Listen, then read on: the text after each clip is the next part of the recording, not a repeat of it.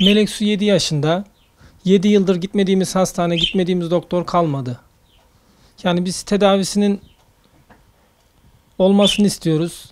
Dışarıya çıksak farklı gözlerle bakılıyor. Sayın Cumhurbaşkanımıza sesleniyorum. Sağlık Bakanlığımıza sesleniyorum. Ne olursunuz bir tedavisini istiyoruz. Kaybetmek istemiyorum kızımı.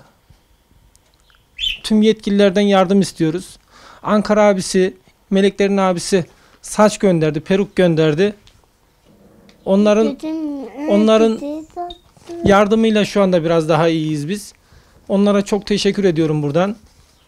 İnşallah bütün yetkililer sesimizi duyar. Tıp çok gelişmiş diyorlar.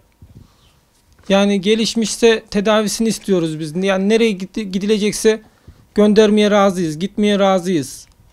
Sırf tedavisi için evimiz vardı. Ödeyemedik borcumuzu, sattık evimizi falan.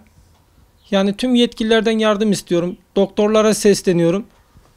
Yani tedavisinin olmasını istiyoruz bir an önce.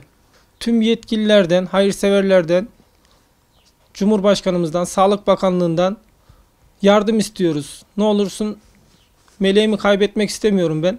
Elinizi uzatın. Okulda daha da tetiyorlar. Daha tetiyorum. Ben belki gitmek istiyorum. Hatta tatlıyımdan oynamak istiyorum. Anneciğimle oynama. Hadi daha da tetiyor. Dayıp dedim bana yardımda ol. Dayıp dedim ben yardımda et bana.